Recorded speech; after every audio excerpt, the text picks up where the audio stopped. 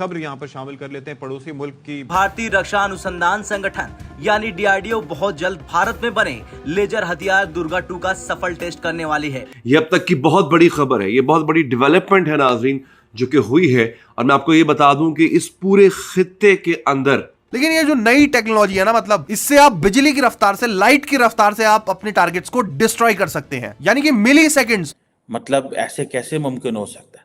और हमारे लोग बड़ा कहते हैं जी ज्वाइंट स्ट्रेटजी होनी चाहिए, सिनर्जी होनी चाहिए, ये होना चाहिए, वो होना चाहिए, इंडिया से थ्रेट आ रहा है। अगर कुछ टाइम पहले की बात की जाए तो इंडिया अपने जो डिफेंस इक्विपमेंट्स हैं वो लेता था या तो यूएस से या फिर रशिया से, लेकिन अब वो अपने होममेड इक्विपमेंट्स बना रहा है। बिकॉज पाकिस्तान जो है उनको पता है कि इंडिया इनके लिए वाकई एक खतरा है। So that is why the Chinese think Durga जिसे किसी भी जगह से लॉन्च किया जा सकता है, इसकी चपेट में आने वाला पूरी तरह से समाप्त हो जाएगा। पाकिस्तान और इंडिया के आपस में जो है वो मिसाइल हैं। तो जैसे मैंने कहा कि there is a strong probability. अगर बात करें टेक्नोलॉजी की, मिसाइल टेक्नोलॉजी की या इकोनॉमी की, दोनों में इंडिया बहुत तेजी से ग्रो कर रहा है।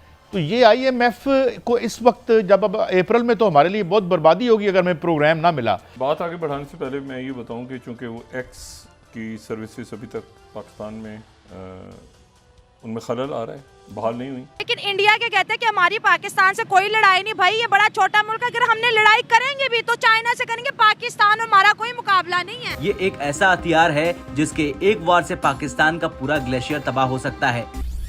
नमस्ते दोस्तों, जय हिंद। हिंदुस्तान स्पेशल में आपका स्वागत है। दोस्तों, भारतीय रक्षा अनुसंधान संगठन बहुत जल्द भारत में बने लेजर हथियार दुर्गा 2 का टेस्ट करने वाला है।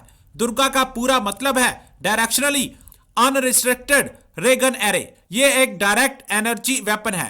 लेजर ही भविष्य के हथियार हैं। कई देशों के पास लेजर वेपन है। इस समय दुनिया भर में 2 एंटी एयरक्राफ्ट या एंटी मिसाइल लेजर वेपन है। वो फुल प्रूफ नहीं है, उनकी मारक क्षमता 100% नहीं है। बहुत समय पहले डीआरडीओ ने भी लेजर हथियार बनाना शुरू किया और अब उसने इसमें सफलता प्राप्त कर ली है। इसका नाम है दुर्गा 2। इसके बारे में विदेशी मीडिया में भी खबरें चल रही हैं कि भारत ऐसा लेजर सिस्टम तैयार कर रहा है जो किसी बैलिस्टिक क्रूज मिसाइल या फाइटर जेट को गिरा सकता है।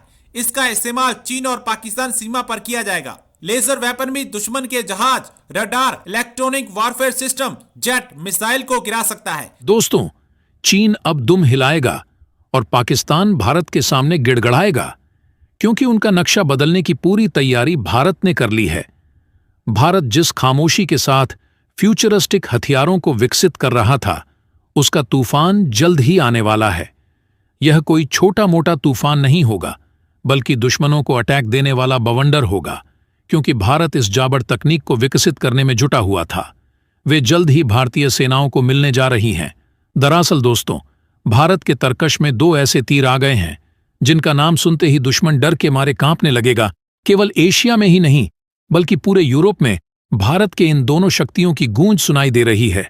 मतलब अब दुश्मनों का दी एंड करने की तैयारी भारतीय सेना ने पूरी कर ली है। दोस्तों, लद्दाख हो या फिर तवांग, कश्मीर हो या फिर गुजरात, उत्तराखंड हो या फिर राजस्थान, देश का कोई भी कोना हो या फिर देश की कोई भी सीमा हो, अगर वहां पर दुश्मनों ने कोई हिमाकत की तो अब उसकी खैर नहीं। भारतीय सैनिक उनकी आंख निकालकर उसकी गोटियां बनाकर खेलेंगे। जल, थल और नभ से अगर दुश्मन ने भारत पर हमला करने की हिमाकत की तो उनकी खैर नहीं होगी। भारतीय सपूतों के आगे वह भस्म हो जाएंगे।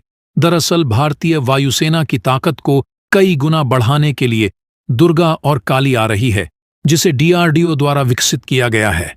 जब आप इस हथियार के बारे में जानेंगे तो आपका सीना भी गर्व से चौड़ा हो जाएगा। रक्षा अनुसंधान एवं विकास संगठन ने ऊर्जा निर्देशित ऐसे हथियार तैयार किए हैं जो अंतर्राष्ट्रीय सीमा पर दुश्मन के किसी भी उपकरण, वस्तु या आदमी पर कहर बनकर टूटेंगे। इनमें से एक है दुर्गा 2। डीआरडीओ ने भारतीय हथियार के जखीरे में दुर्गा 2 को देने की तैयारी लगभग पूरी कर ली है। जल्दी ही इसके ऑपरेशनल हो जाने की उम्मीद है। यह हवा, समुद्र और सतह से मार करने में सक्षम है। दुर्गा 2 को किसी भी जगह से लॉन्च किया जा सकता है। इसकी चपेट में आने वाला कोई भी हथियार पूरी तरह से खत्म हो जाएगा।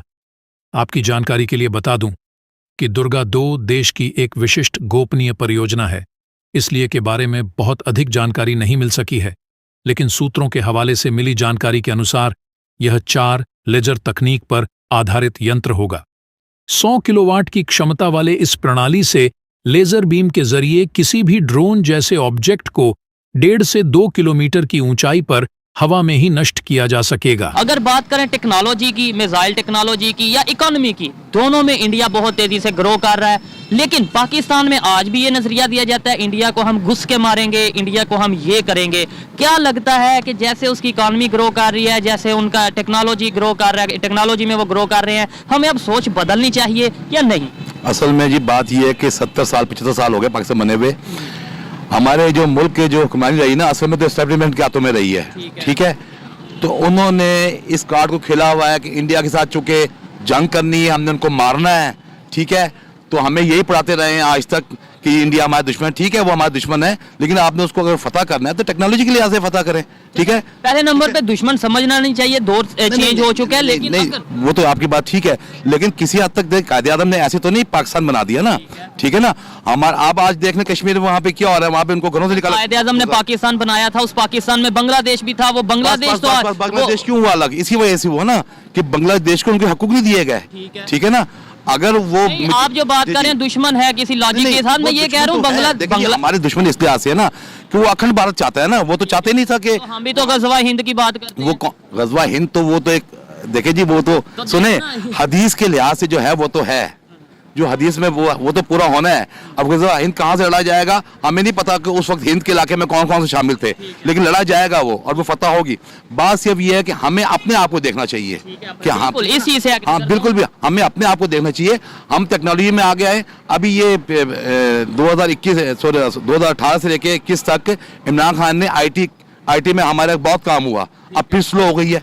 तो हम भी काम हुआ, लेकिन अगर इंडिया की आईटी की तो कुछ भी नहीं है, वो तो इंडिया की आईटी की, इंडिया की तो आप आईटी संभाल लें कि वो तो पता नहीं अपने मुल्क का जो उनके जन्म मुबादला है वो तो कई गुना आईटी से कमाते हैं, हम तो उसमें मुकाबले में सिफर है। बिल्कुल यही तो बात कर रहा हूँ ना सर, आप शायद मेरी बात नहीं समझ रहे कि हम आज तक यही कहते आए कि जी उन्हें ये कर देंगे, गलत कहते रहे ना, गलत कहते रहे हैं, बिल्कुल गलत कहते हैं। हम ड्रामे बनाते हैं, हम ड्रामों में जाके उनको घुस के मारते हैं, बस ड्रामों में और फिल्म ड्रामों में मारते हैं। 71 की जंग देखने, पैसों की जंग देखने, पैसों की जंग शुरू जब हुई थी, ठीक है उन्होंने रात को हमला किया था, लेकिन उसके बैकग्राउंड देखे ना पीछे जाके, तारीख पढ़े तो हमें बताया जाता रहा कि मुजीबुर रहमान जो है ना वो गद्दार था, गद्दार नहीं था, वो मेजॉरिटी थी, जीता तो उसको आप हुकूमत दें, आपने नहीं दिया, आप तो बंगाली को समझते नहीं थे, ठीक है। दूसरे नंबर पे रात को हमला करें या दिन में हमला करें, जंग के अंदर ये कोई कहीं पे लिखा हुआ है कि सिर्फ दिन में हमला करना है? बात असल में ये है कि जो 65 की जंग हुई थी ना, उसके पीछे तो आप सितंबर से पीछे भी तो चले जाए ना, तो क्या आप 71 की जंग की बात कर रहे हैं? नहीं 65 की जंग, 65 उसमें भी तो पीछे आप क्या करते रहे ना। मैं ये नहीं कह रहा 71 की जंग में आपने जुल्म किया तो उन्होंने फायदा उठाया, आपने जुल्म किया उस वक्त, चूंकि ये सोशल मीडिया नहीं था, अखबार में पाबंदी थी, तो जो वो कहते थे हम मानते थे, जो कहते थे हम मानते थे। हम ये कहते थे इंडिया की इन्वॉल्वमेंट है, हम कहते थे हाँ इंडिया, तो हम सादे लोग हैं वहां में ना।